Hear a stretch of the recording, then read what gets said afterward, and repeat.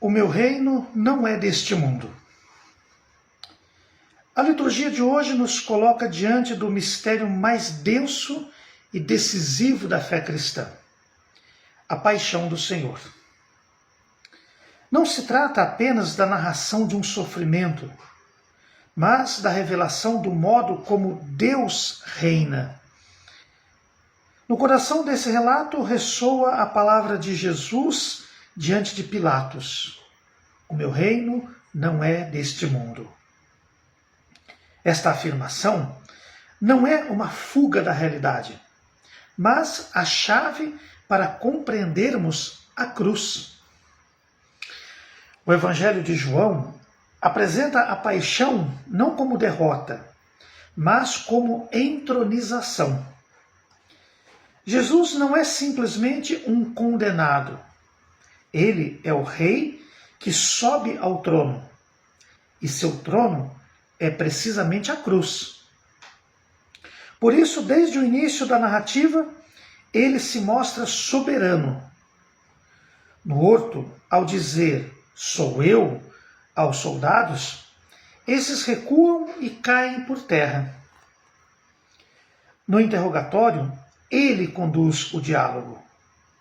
Na cruz, ele proclama: tudo está consumado.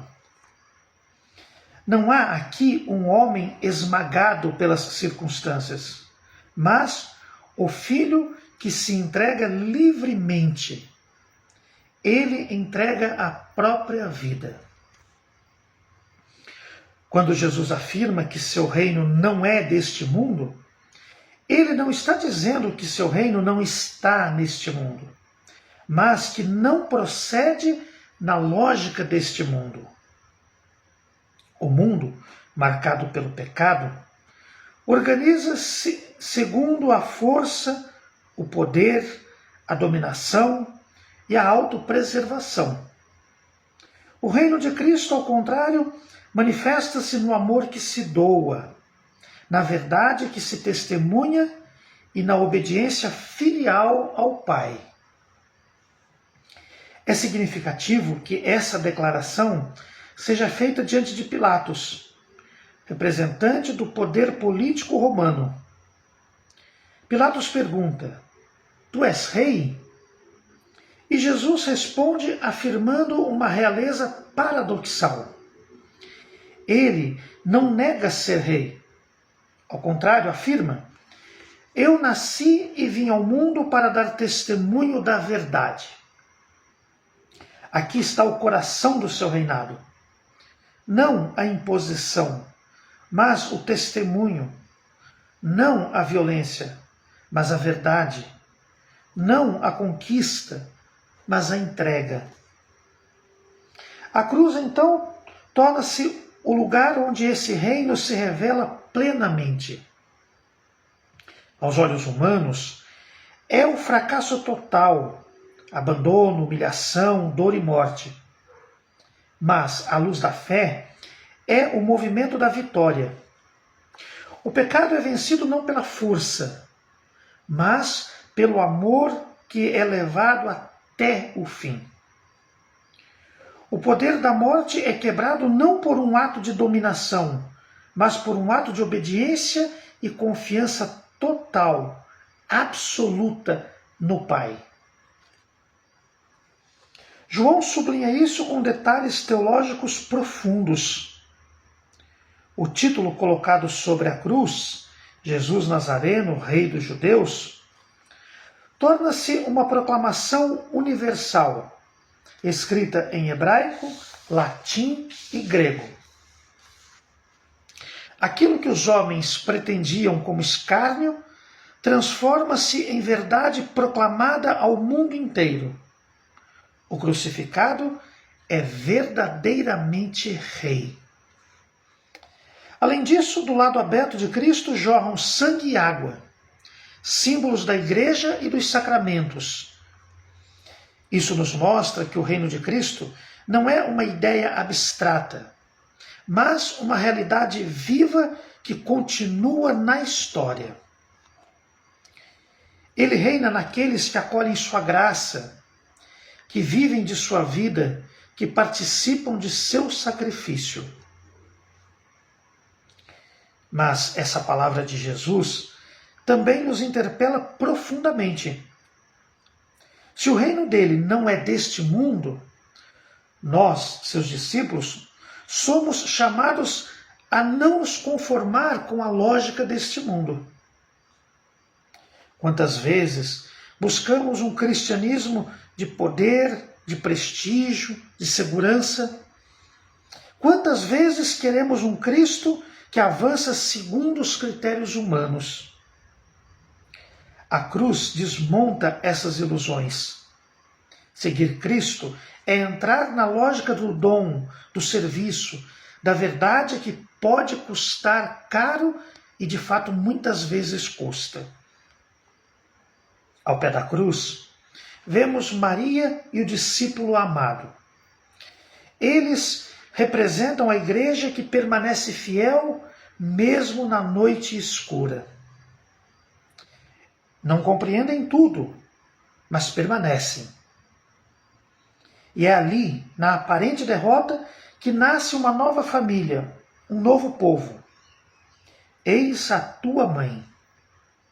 O reino que não é deste mundo começa a tomar forma concreta na comunhão daqueles que permanecem com Cristo. Por fim, o sepultamento de Jesus, marcado pela pressa e pelo silêncio do sábado que se aproxima, nos deixa numa tensão. Tudo parece terminado, mas na verdade tudo está prestes a começar. O reino que não é deste mundo não termina na cruz. Ele passa pela cruz para se manifestar na ressurreição. Hoje, diante do crucificado, somos convidados a uma decisão. De que reino queremos fazer parte? Do reino que se impõe ou do reino que se doa? Do reino de aparência ou do reino da verdade? Do reino do egoísmo ou do reino do amor? Diante do crucificado, essas interrogações deixam de ser meramente retóricas e tornam-se um verdadeiro juízo espiritual sobre a nossa vida. Não são perguntas lançadas ao vento, mas dirigidas ao mais íntimo da consciência, onde cada um, à luz da cruz, precisa reconhecer a qual lógica pertence. De que reino queremos fazer parte? Esta é, no fundo, a pergunta decisiva da existência cristã. Porque não há neutralidade diante de Cristo. A cruz revela que há dois modos de viver, duas formas de organizar o coração, duas direções possíveis. Ou nos configuramos ao reino de Deus, ou, ainda que inconscientemente, permanecemos presos ao reino deste mundo. De que reino se impõe do lado do reino que se impõe ou do reino que se doa? Aqui está o primeiro grande contraste. O reino que se impõe é aquele que nós conhecemos bem. Ele se afirma pela força, pelo controle, pela necessidade de prevalecer sobre o outro. É o reino do orgulho, que não aceita perder, da vaidade, de quem precisa ser reconhecido, da autossuficiência, que não admite depender. Já o reino de Cristo se revela na kenosis, no esvaziamento. Ele, sendo Senhor, faz-se servo. Sendo inocente, aceita ser condenado. Sendo rei, reina a partir da cruz. Pertencer a esse reino significa aprender a lógica da doação. Dar-se mesmo quando custa. Amar mesmo quando não há retorno. Servir mesmo quando não há aplauso. Do reino da aparência ou do reino da verdade? O mundo frequentemente se sustenta sobre aparências. O parecer mais importante que o ser. A imagem mais valorizada que a essência. Pilatos é um símbolo dessa lógica. Ele sabe que Jesus é inocente, mas prefere preservar sua posição, sua imagem política. O reino de Cristo, ao contrário, é o reino da verdade. E a verdade muitas vezes é desconcertante, exigente, até mesmo dolorosa. Jesus não negocia a verdade, não a adapta, não a suaviza para agradar. Ele a testemunha até o fim. Segui-lo implica deixar cair as máscaras, abandonar as duplicidades da vida, viver na transparência diante de Deus, ainda que isso custe incompreensões e perdas, muitas perdas. Do reino do egoísmo ou do reino do amor? Esta é talvez a síntese de todas as outras. O egoísmo é a curvatura do homem sobre si mesmo, como ensinavam os padres da igreja. Viver centrado no próprio interesse, medir tudo a partir do eu, instrumentalizar até mesmo os outros para benefício próprio. É o reino do fechamento, da autodefesa, do medo de perder. O reino do amor, por sua vez, abre o homem para além de si. É o amor que se entrega, que perdoa, que se sacrifica. Na cruz, vemos esse amor levado ao extremo. Tendo amado os seus, amou-os até o fim. Não há cálculo, não há reserva, não há recuo. Essas perguntas, portanto, não são apenas para serem respondidas com palavras, mas com a vida. Porque, na prática, escolhemos um reino ou o outro nas pequenas decisões cotidianas.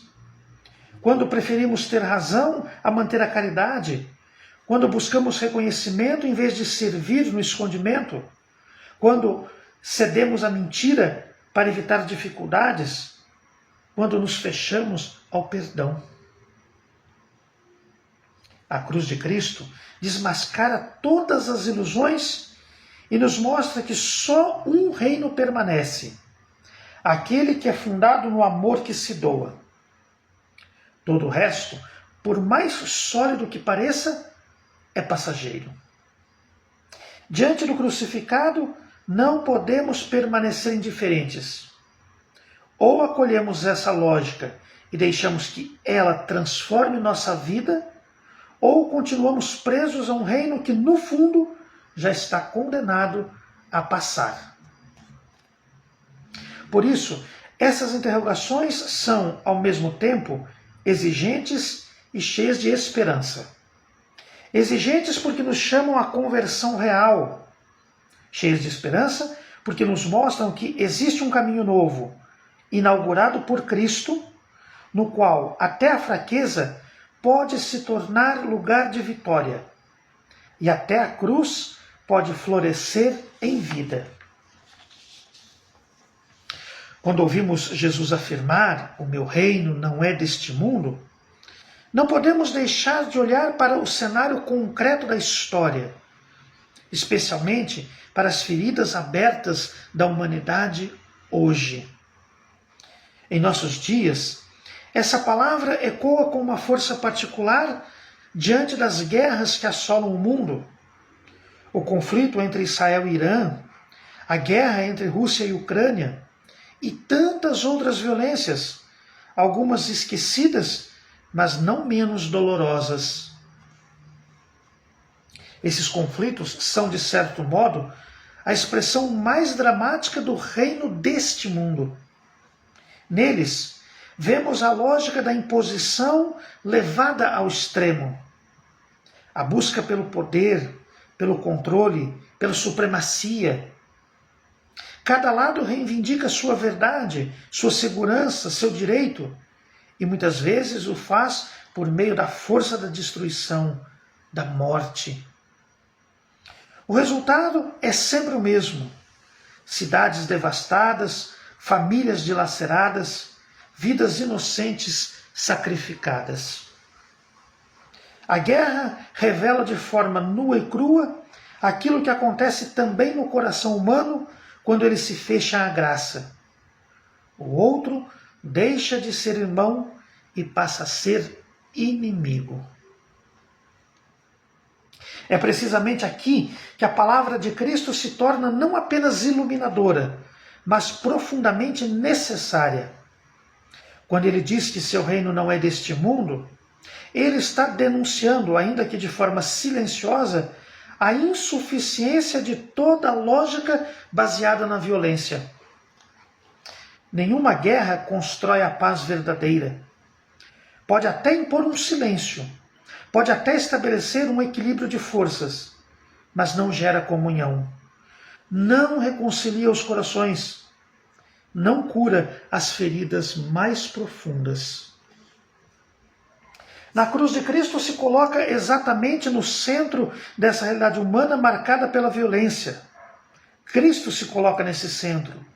Ele mesmo torna-se vítima de injustiça, de brutalidade, de manipulação do poder. É condenado por interesses políticos, rejeitado por medo e conveniência, executado com crueldade. Sim, na cruz, Cristo se coloca exatamente no centro da realidade humana marcada pela violência. E, no entanto, sua resposta não é a vingança, nem a retaliação, nem o ódio. Sua resposta é o amor que perdoa. Pai, perdoa-lhes, porque não sabem o que fazem. Aqui está a ruptura radical com a lógica das guerras. Enquanto o mundo responde à violência com mais violência, Cristo responde à violência com o perdão. Enquanto os reinos deste mundo se sustentam pela força das armas, o reino de Deus se estabelece pela força do amor. Enquanto a guerra multiplica a morte, a cruz, paradoxalmente, gera vida. Isso não significa ingenuidade diante da realidade. A Igreja nunca negou a complexidade das relações humanas e políticas, nem ignorou o drama das injustiças. Mas, à luz da cruz, compreendemos que a verdadeira paz não nasce de acordos frágeis ou de vitórias militares, mas de corações transformados. Sem conversão, toda paz será provisória. Sem reconciliação interior, toda tentativa externa será insuficiente.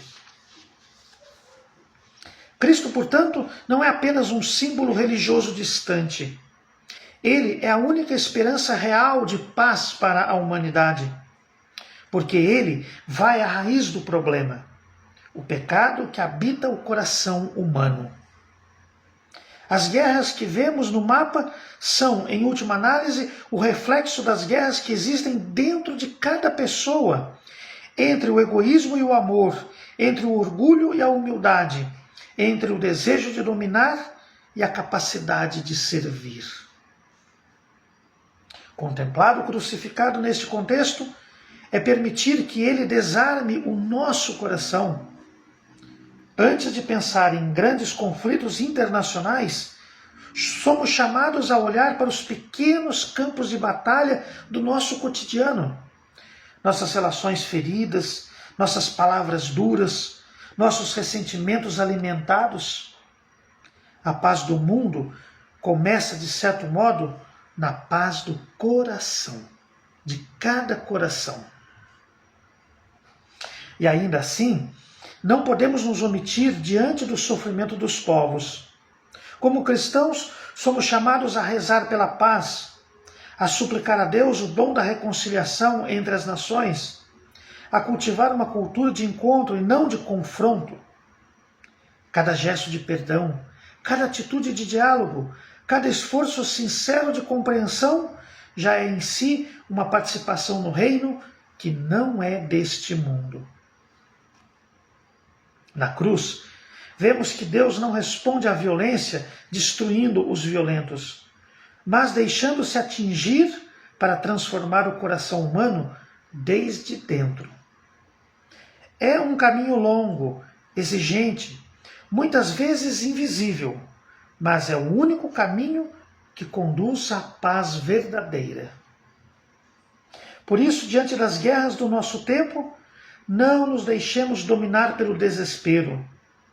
O mal pode fazer muito barulho, rajadas de tiros, mísseis, bombas, mas não tem a última palavra. A última palavra é daquele que do alto da cruz parece vencido, mas na verdade está reinando. Cristo crucificado é a nossa paz. Nele toda divisão pode ser superada. Nele todo ódio pode ser vencido. Nele até mesmo a morte pode ser transformada em vida. E é somente quando o seu reino, que não é deste mundo, começar a habitar verdadeiramente os corações humanos, que o mundo conhecerá, enfim, a paz que tanto busca e que por si só jamais poderá alcançar. Contemplar a paixão é aprender a reinar com Cristo, não dominando, mas amando, não vencendo os outros, mas vencendo o mal dentro de nós, não fugindo da cruz, mas abraçando-a com a fé. Que ao adorarmos a cruz neste dia santo, possamos compreender com o coração aquilo que Jesus nos revelou com a vida. O seu reino não é deste mundo, mas já está entre nós. Sempre que o amor vence, sempre que a verdade é testemunhada, sempre que alguém se entrega por Deus e pelos irmãos. E assim, unidos ao Rei crucificado, aprendamos o caminho da verdadeira realeza, a santidade que passa pela cruz e floresce na vida eterna. Amém.